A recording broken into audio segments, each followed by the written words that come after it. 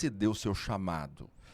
Como é que foi isso? Como é que você entendeu que você deveria ser pastor no decorrer Ainda que a gente não baseia, né, e nem ensina para ninguém ficar baseando as coisas baseado em experiências, né?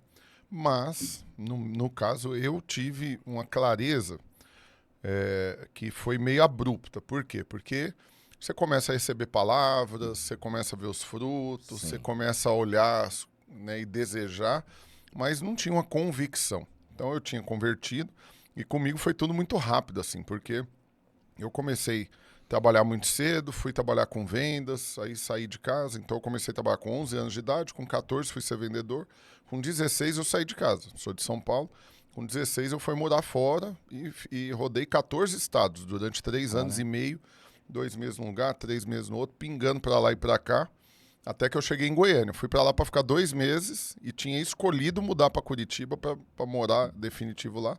E aí, um pouco antes de eu ir embora de Goiânia pra Curitiba, eu conheci uma baixinha, apaixonei nela e nunca mais saí. Mas sempre trabalhando com vendas, liderando equipe, aquela coisa toda. E aí eu quebrei. Eu ganhava muito bem como vendedor, depois virei gerente. E ganhava muito bem quando eu falo assim, eu sei que para muita gente pode parecer pouco, mas para mim era muita coisa. Porque com 19 anos de idade eu ganhava 30 mil reais no mês. E isso 22 anos atrás. Que é isso? Era muita coisa, muita salário de coisa. jogador de futebol. E aí eu ganhando dinheiro, vivendo bem, né? Aquilo tudo. Quando eu tava com 23, eu casei num mês. 2 meses depois que eu casei, a empresa que eu trabalhava quebrou. O dono literalmente deu um golpe, fez um monte de coisa errada e tal. E aí quebrou e eu, inteligente demais, porque eu sou um gênio, aí eu fui lá e comprei a empresa pela dívida. Né? Em 2005 para 2006, R$ 1 milhão de dívida e 22 processos trabalhistas que não tinha nem julgado ainda, só intimado. E aí eu vou ganhar esses processos tudo, e esse 1 milhão em 6 meses eu pago.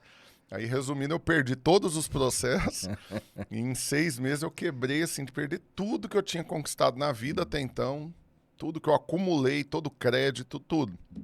Aí eu fui despejado, fui morar de favor na casa da minha sogra, recém-casada e com um filho recém-nascido. Eu brinco falando que eu sei que esse é um sonho que todo homem tem, né, de morar de favor na casa da sogra e tal, mas eles não falam.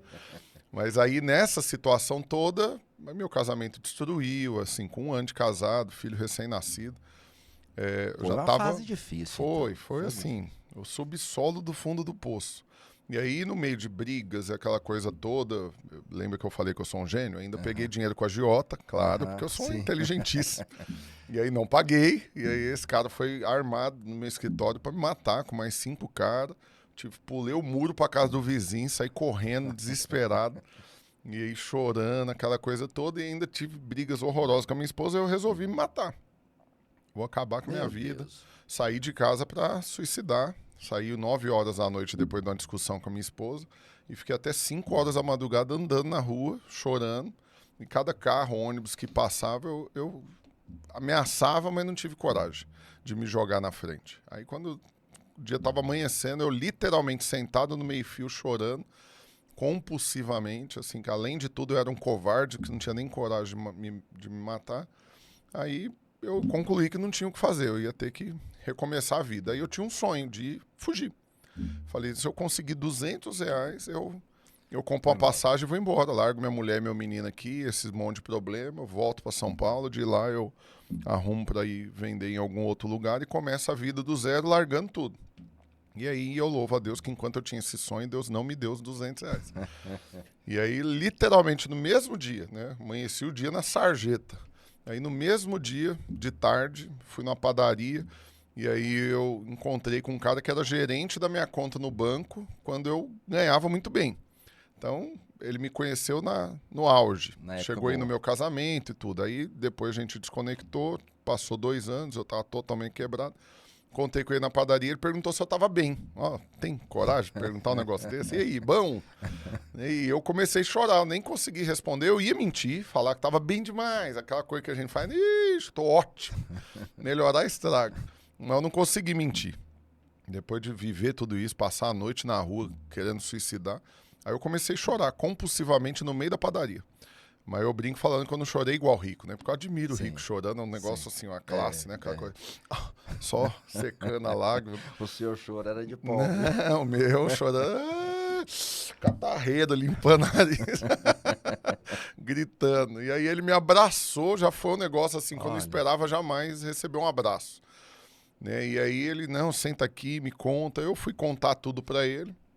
E aí ele concluiu, né? Antes de eu dar o golpe, porque eu contei tudo para dar o golpe no final. Me empresta R$ 200 que vai resolver. Mas antes de eu dar o golpe, ele concluiu. Ele falou, olha, você está precisando de muita coisa. Pode ser que você está pensando que o que você precisa é de dinheiro. Eu falei, não, eu não estou pensando, tenho certeza. Mas aí ele falou, não, você precisa de um milagre.